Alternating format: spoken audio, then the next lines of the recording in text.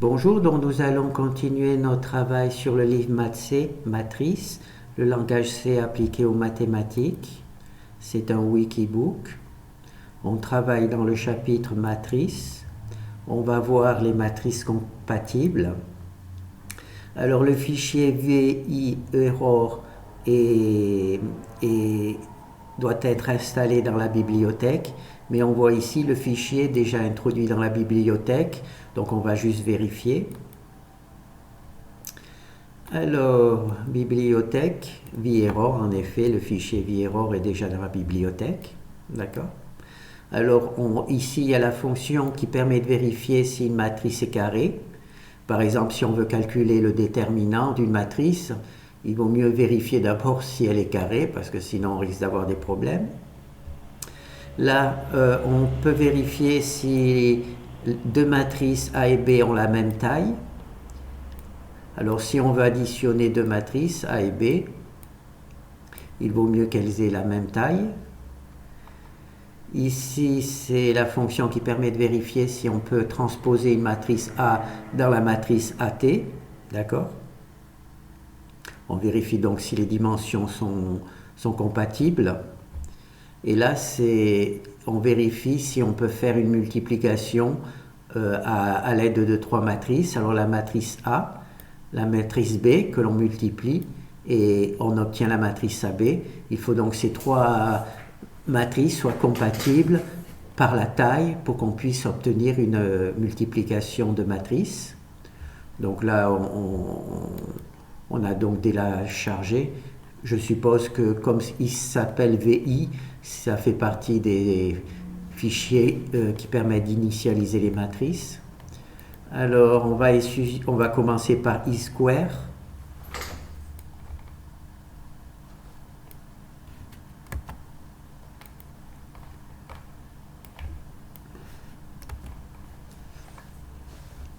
Alors j'ai copié ici dans ce fichier principal la fonction i², et comme naturellement elle existe déjà dans la bibliothèque, j'ai mis un petit x devant pour la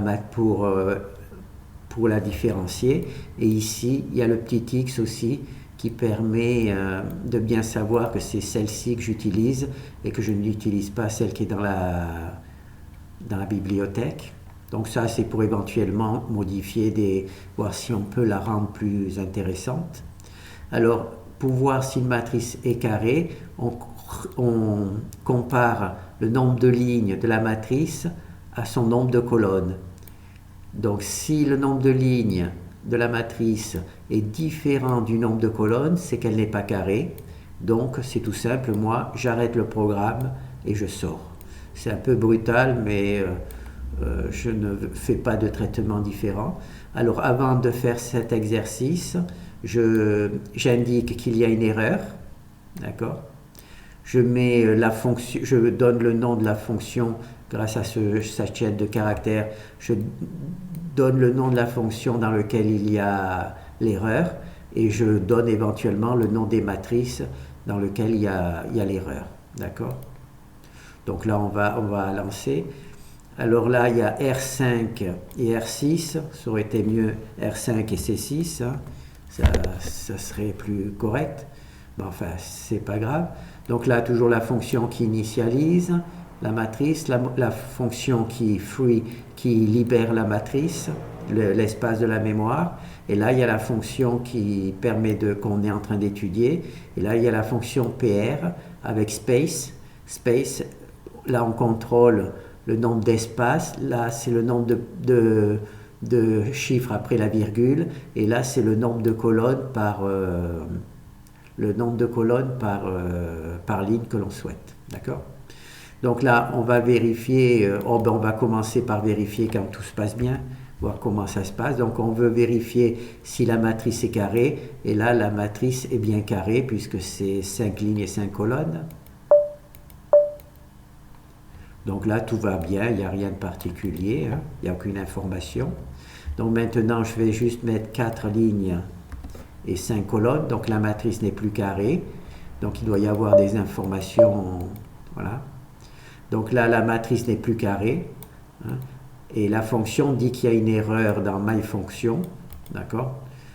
Et la matrice doit être carrée, il y a bien le nom de la matrice qui aurait dû être carré, et press return, donc là on a quitté le programme, d'accord? Alors on a quitté le programme par ici, par cette commande-là. On n'a pas quitté le programme par la fonction return standard. Ça veut dire qu'on n'a pas, par exemple, effacé le nom de la matrice. C'est un souci, mais pour l'instant, je n'ai pas encore pensé à ce problème. Donc là, on sort de la matrice et c'est bon. D'accord? On sort du programme et c'est bon. Alors, ici, c'est le nom de la matrice. Donc, on va mettre, ici j'ai mis A, je vais mettre B pour être sûr que... on va marquer la matrice B aussi. On marque tout aussi B. Allez, on fait B et B et B. Voilà. Et BB ici aussi. C'est juste pour vérifier que ça marque bien le nom de la matrice. Alors, là, il y a une erreur. Et oui, là, j'ai quand même laissé A. Donc là, il faut mettre B aussi. Pardon. Voilà. Donc, c'est bon. Voilà, donc là, c'est bien B. On peut bien changer le nom. Et là, naturellement, j'ai marqué myFunction. Ben, enfin, on pourrait marquer dans la fonction l'une des fonctions qui a besoin d'une matrice carrée, c'est la fonction déterminant. Donc, on pourrait appeler ici déterminant. Déter. Voilà, juste déter pour déterminant. D'accord? Donc on va vérifier. Voilà. Donc il y a une erreur dans la fonction déterminant parce que la matrice B n'est pas carrée. D'accord? Parce que la matrice B n'est pas carrée. Voilà. Donc ça c'est bon, ça a l'air de fonctionner. Alors, maintenant ce que l'on va voir c'est l'autre fonction. Ça c'est de tailles différentes. On va vérifier qu'est-ce qui se passe quand on teste avec cette fonction. Alors cette fonction, si on peut l'utiliser par exemple si on veut faire des additions, il est évident que si on fait des additions et si les deux matrices n'ont pas la même taille, il va y avoir un problème. Hein? D'accord? Donc là, on va mettre la même taille, on va mettre R4 et... Oh ben, c'est marrant, j'ai fait l'erreur partout. Alors R6 et R6, donc là les deux matrices ont la même taille, donc tout devrait bien se passer. Voilà, tout se passe bien, puisqu'il n'y a aucune information. Donc maintenant je vais faire une petite erreur, je vais mettre R2 ici, non C2, donc il va y avoir un problème de taille. Voilà. Donc erreur dans myFunction, d'accord. Ici il y a 2 colonnes et ici il y en a 6, donc elles n'ont pas la même taille, c'est évident. Donc les matrices différentes taille A ou B, voilà, les matrices sont de taille différente et le problème est soit dans la matrice A, soit dans la matrice B qui n'ont pas des tailles compatibles, d'accord. Et on peut préciser ici dans la chaîne de caractères le nom des matrices qui posent un problème. Par exemple, ici, c'est AB. D'accord? Là, ma fonction, on aurait pu, dans la fonction plus. D'accord? Voilà. Dans la fonction error, dans la fonction des additions des matrices, la taille est différente, A ou B. A ou B n'a pas la même taille, n'ont pas la bonne taille. Donc ça, c'est bon. Hein. On vérifie juste ici que le nombre de lignes de la matrice A est égal à...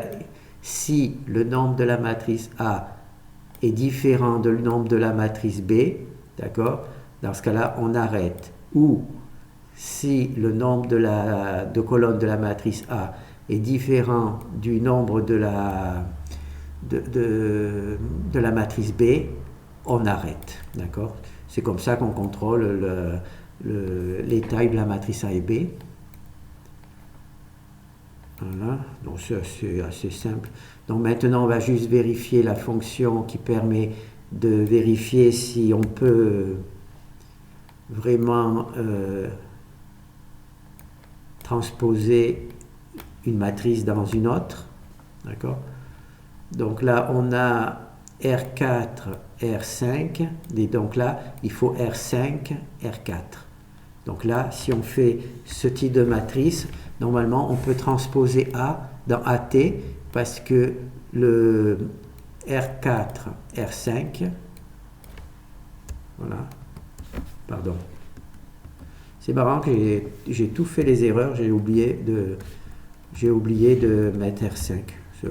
Ça doit être parce que ce sont des programmes qui sont anciens et que j'avais pas encore mis le C.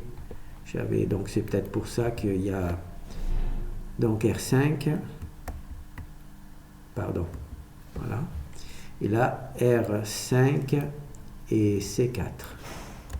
Voilà. Là on a la bonne manière de transposer. On peut transposer une matrice R4 C5 dans une matrice R5 C4. Donc là il ne devrait pas y avoir de problème.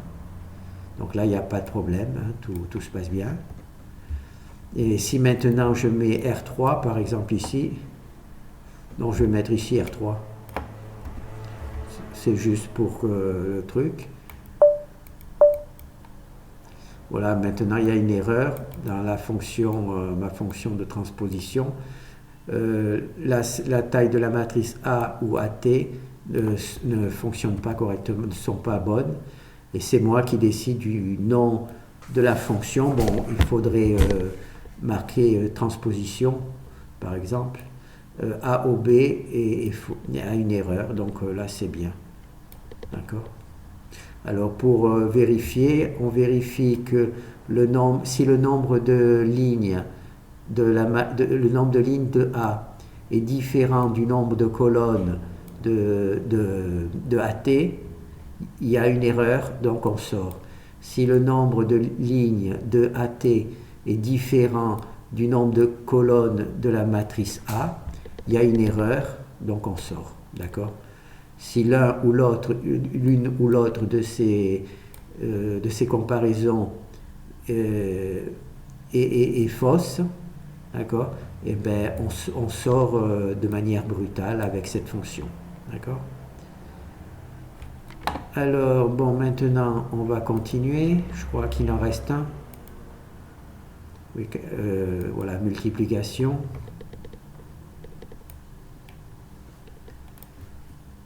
Alors, multiplication.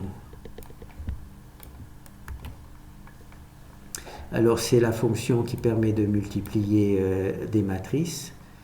Alors, pour pouvoir multiplier trois matrices, il faut que le nombre de lignes de l'un et le nombre R4, donc ces deux valeurs doivent être égales, et celles-là peuvent être n'importe quoi. Donc là, normalement, c'est bon pour le truc. Par contre, là, il faut qu'il y ait R2 ici et R3 ici. Alors, pour AB, il faut qu'il y ait le même nombre de lignes que A et le même nombre de colonnes que B. Pour AB. Donc là, il faut mettre DC partout. Ouais, ça doit être des fichiers que j'ai écrits avant de mettre les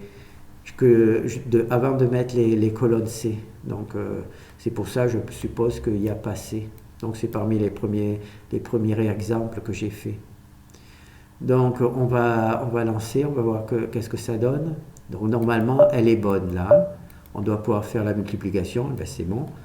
D'accord? Là, on multiplie la première ligne par la première colonne, d'accord? Puis on multiplie la première ligne par la deuxième colonne, puis on multiplie la première ligne par la troisième colonne. Donc on a trois coefficients. Ensuite, on multiplie la deuxième ligne par la première colonne, puis on multiplie la deuxième ligne par la deuxième colonne, puis on multiplie la deuxième ligne par la troisième colonne, et on a cette troisième ligne. Donc c'est parfait, ça marche correctement. Donc maintenant, on va faire une petite erreur. On va mettre ici R1 par exemple.